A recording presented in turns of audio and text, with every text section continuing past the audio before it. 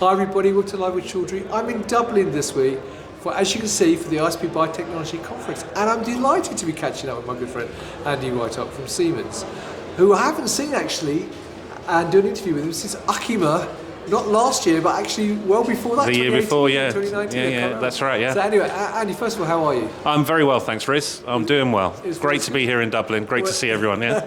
Well, the sun is shining, although it has rained a little bit. It's good to see you. Now, before we start talking about your presentation that you did this afternoon, how have you found the conference? Yeah, it's been great. As always, yeah, these conferences are always a great way to get the views, especially of the regulators and what they're seeing and the move towards digital with the new therapies. So loads of great content, as always. We heard from the FDA, from EMEA, as well as a great presentation from Merck. So, yeah, good balance of content.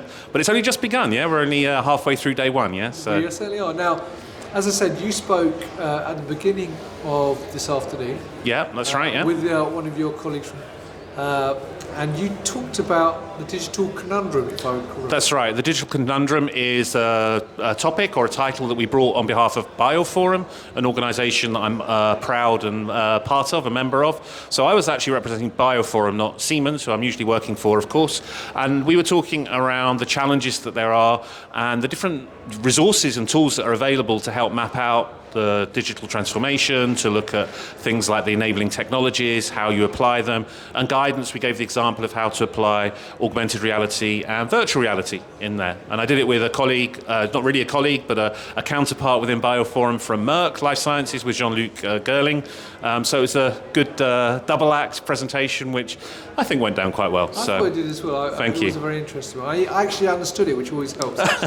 So one question I will ask you, actually, obviously you've been working in this space for a long time. That's right, yeah. So how have you seen digital transformation change over the last few years? Because obviously when people first started talking about it, big pharma, everyone's been very reticent, very nervous. Yeah.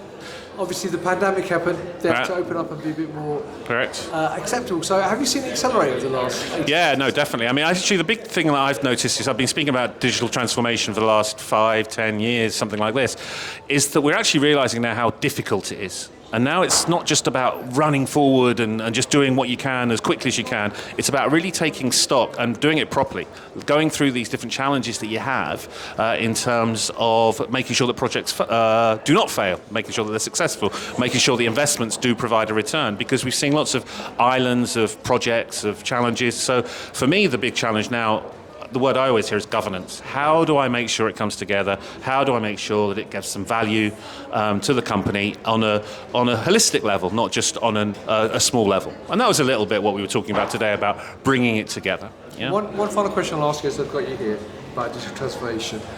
From your perspective, having done it for quite a while, what is the most common barrier, do you think, people have in terms of starting the process? Well, there's a couple, I guess. So off the cuff, I would say the easy one is buy-in, senior buy-in, like real buy-in, not just signing a check, but actually really being involved to help that transformation, because it's a people-related thing. It's not a technology. And I suppose I probably answered about 3 points to your question, but it's around getting the people engaged, and the best way to do that is through communication, but really also from a tone from the top, and the management really being involved to set that vision and execute it. So in summary, that's what I would say, but obviously there are many, many layers to it, which we also showed in our presentation a little bit today through the BioPhorum Digital Transformation Roadmap. Digital Tech Roadmap is actually called, which is available for download. A short little plug for that on the biophorum.com website, biophorum.com/download, I think. So there's a good white paper on that. It's quite a few pages. It goes into a little bit more depth than the sound nugget I've just given you there, yeah? So. Well, I was going to ask you where people give more information. Yeah. That's brilliant. Well, look, Andy, it's lovely to see you as always. And great to see you too, Riz. Always a pleasure, and hopefully we'll catch up again soon. So there you go, viewers.